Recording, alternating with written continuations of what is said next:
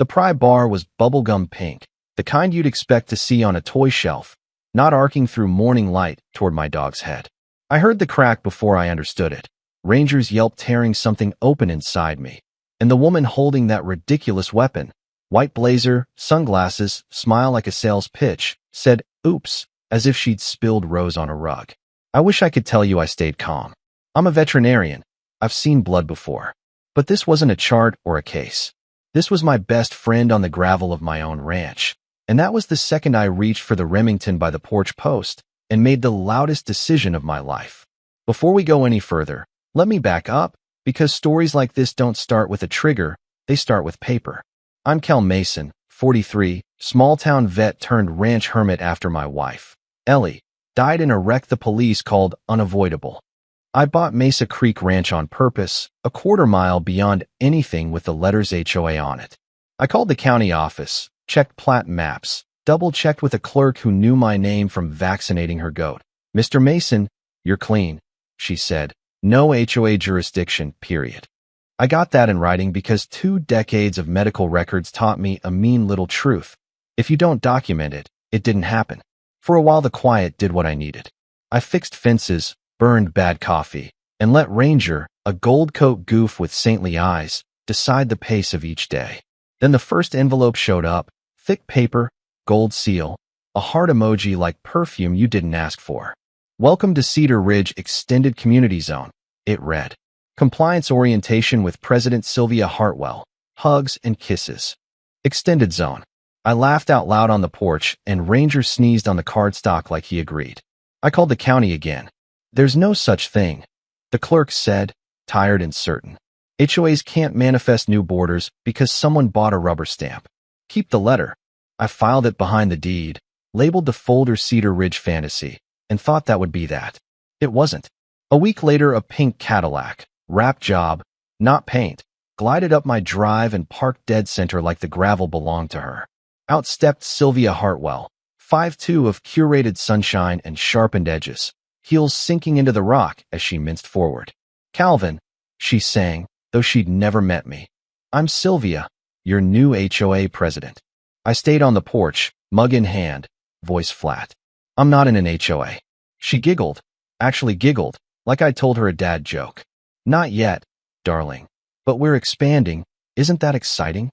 Ranger trotted up to inspect a new human, tail wagging polite. Sylvia recoiled like he was a coyote and hissed, "Control your animal." "He's friendly," I said, and watched her study him the way a contractor studies a wall, calculating how hard it would be to knock down. The notices began, neon pastels stacked in my mailbox like a rainbow of nonsense. Unapproved barn color, though the barn had been that faded red since Truman. Excessive rooster noise, helpful, since I keep only hens. Visible laundry line. $200, which made me laugh. Ellie hung clothes on that line in my head every time the wind moved through it. Each form letter got the same reply from me. Copied to the county because I'm petty that way. No jurisdiction. Have a peaceful day. I saved everything, because that's what grief taught me. Paper is memory you can show a stranger. 2 nights later, I caught Sylvia on my perimeter cameras photographing survey markers with a telephoto lens. Neat, as a land pirate. While I watched her on my phone, another alert pinged. Someone else at my gate. Spray paint looping 3 words across my fence in the same nauseating pink. "Coming for you." Ranger growled, low and old, a sound I'd never heard from him, and the quiet of Mesa Creek changed for me for good. Morning came with a knock. Not a cop, better. A woman in a navy suit, hair pulled back, expression like she'd met 100 Sylvias and beaten 99 of them in court. "Mr. Mason, I'm Maya Ortiz," she said, consumer protection attorney, mother in chemo scammed by a wellness MLM that collapsed under. Guess who? Sylvia Hartwell. She didn't come for business. She came for revenge, the honest kind you spell with statutes. We sat at my kitchen table. Ranger rolled over and offered his belly, and Maya swiped through files that turned Sylvia's past into a map. Bankruptcy, class action suits, a failed Eternal Radiance supplement empire. Then she put a finger on my deed. "Your land," she said, "has the exact ingredients for her next con. Privacy, acreage, and a neighbor she thinks is isolated." She's trying to wrap you into Cedar Ridge because her real backers want this property. Backers? I asked. She nodded. The emails say B. Energy. We'll get there. She looked up. Do you document? I slid the Cedar Ridge folder across the table. She whistled softly. You document like a nurse, she said. We can work with this. If we'd thrown Sylvia off the land that second, my dog would never have been hurt. Maya touched my arm when I stood. Let them trespass, she said, not because she's cruel, but because she's a tactician. Document in daylight. They'll show you who they are. An hour later, Sylvia returned with 3 matching boss babes, a camera phone, and that pink toolbox full of wrong. Property inspection, she chirped, already across my fence line. Extended zone. I stood on the porch and recorded it all. They walked the posts and gossiped loudly about fines like harvest totals. The Millers paid $500 because their umbrella was the wrong beige, one bragged. And then came the sound I can't hear without tasting metal. The pink pry bar cutting through the air, the wet thud on Ranger's shoulder, the quiet little, oops, that wasn't an accident. Training took over. I dropped to my knees and ran my hands across fur and bone, found a displaced scapula, likely nerve trauma, the kind of damage that steals a gait. Ranger watched me with the trust that undoes a man. I stood up and turned to Sylvia, who still held the bar like a cheerleader holds a baton. You just committed felony cruelty to a companion animal, I said, steady because someone had to be. In this state, that's prison time. She smiled a tiny smile. Self-defense, she sang. You can't prove intent. I pointed to the cameras, barn, porch, fence post, then to Maya's phone, then to the blood on the pry bar. Her crew backed up like the scene had developed fangs. When Sylvia stepped to block me from my truck, I said quietly, move, or I add obstruction to your list. I carried 85 pounds of hurting dog into my mobile vet unit, a converted RV I kept for emergencies, and did the ugliest surgery of my career, hands that hadn't shaken in 20 years shaking anyway. Maya documented everything. Angles, timestamps, the pink bar, the spray paint, the names. I wanted to sit in the dirt and scream. Instead, we uploaded. No commentary, no piano music, just 3 synchronized angles of a woman in a white blazer strolling across private land to wallop a golden retriever at a fence line, and then my low voice explaining the damage and the law. The internet did what the internet does when cruelty is simple and filmed in daylight. A celebrity vet reshared with "This is why penalties must be higher." Local news cut to a stoic anchor swallowing tears over before and after photos, and the comments split the sky. Jail, one read.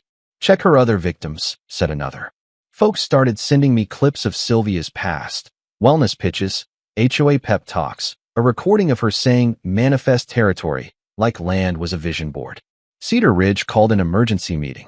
Maya said we should go. The community center smelled like coffee and cardboard. Neighbors who'd hated each other over mailbox heights sat next to each other, rolling their eyes in unison as Sylvia took the podium in full victim mode. I was attacked by a dangerous dog, she performed, dabbing dry eyes. In the second row, her husband, Edgar, looked gray and folded, one hand on his stomach like something living in there wanted out. An old rancher stood, voice like gravel. Ma'am, that's a golden retriever you hit with a crowbar. A soccer mom said her kid cried at the color pink now. Someone in back raised a foam finger labeled pry bar, and the room laughed despite itself. Sylvia called a vote to ban dogs in the extended zone. Half the board didn't even show. The half that did stared at their shoes. After the meeting, Edgar shuffled up to me, hands shaking with a small USB drive. I can't keep being quiet, he whispered. She documents everything. Password is HustleBabe123. She's not subtle. He glanced towards Sylvia, who was live streaming about cyberbullying under a ring light some assistant assembled on the fly. Please help, he said, and left before he lost his nerve. If you're still with me, this is where the story gets bigger than pry bars and pastels. The drive held forged HOA minutes, emails from Barrow Energy, spreadsheets of targeted acquisitions, even a folder labeled Edgar Insurance with search histories for slow-acting toxins. Maya's jaw clenched. She's poisoning him, she said softly. She called a friend at the FBI, Agent Valdez, who arrived at my kitchen table 24 hours later, flipped through our files like it was Christmas morning for prosecutors, and said one word, racketeering. We set a sting. An undercover agent posed as a wellness investor and let Sylvia talk herself into a felony on camera right at my fence line. No cell service so they can heal, mandatory supplements.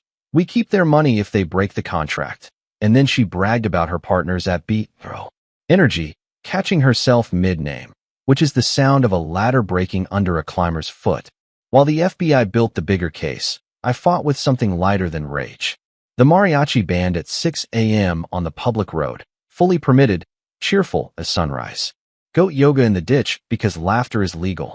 A golden retriever parade with 100 rangers and a hand-lettered banner. Justice looks like a wagging tail. The internet loved it so much the crowd sort of kept watch.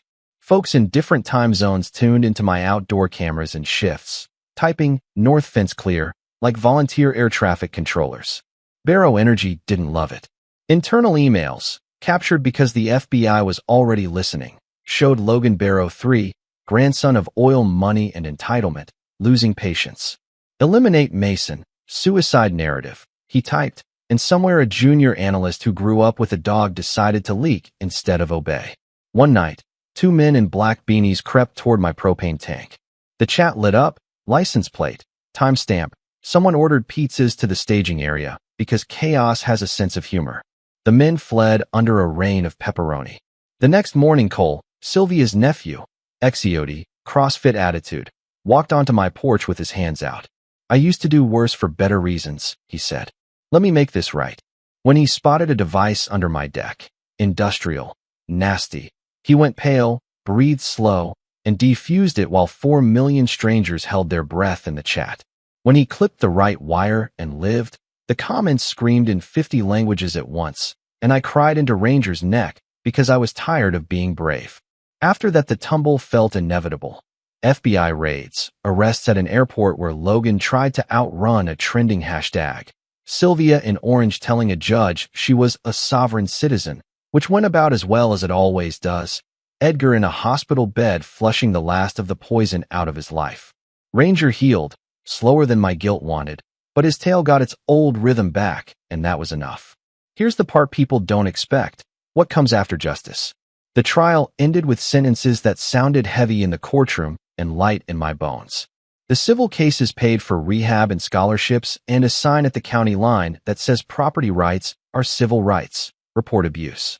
I renamed the ranch Ellie Mason Therapy Center because I could finally say her name without my throat closing, and we started taking in veterans with jumpy hands and kids who avoided eye contact and women who needed somewhere quiet to hear their own thoughts.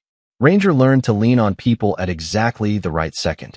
Cole took a job as head of security and married a bomb tech who laughs with her whole face. Edgar opened a diner with a woman he met in group therapy. No supplements, just soup. And Sylvia sends 1 letter a year from prison, weirdly honest, apologizing to Ranger first and me second. I framed the line where she wrote, I manifest accountability now. People can change. It doesn't undo anything, but it's a human fact I try to leave room for. If you're wondering about the shot I took, because I know you are, I'll tell you this much and let the comments do what they'll do. I aimed low, away from the center of a life, because even in fury, I wanted a door someone might walk back through someday. The sheriff called it self-defense on private property. The internet called it a miracle I didn't miss.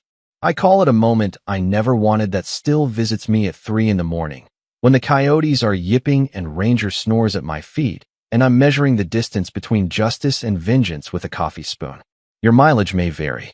What I know for sure is this. Paper beats swagger, sunlight beats rumor, neighbors beat bullies, and a dog who trusts you will drag you toward the person you meant to be. If you've got a cedar ridge in your life, a board, a boss, a barrow, document everything. Find your Mayas, say yes when the good guys ask for help, and don't fight alone when a crowd can stand shoulder to shoulder in the comments. Tell me where you're watching from. Tell me what went too far on your block. Tell me whether you think I was right that morning or just lucky. And tell me if your town needs an Ellie Mason Center, because we're training folks to build them. Like the video if you want more messy, true stories with a pulse. Subscribe if you think Ranger deserves another bacon strip. And drop your take on the question I still argue with. Does an HOA ever protect community? Or is community what protects us from people who think they own it?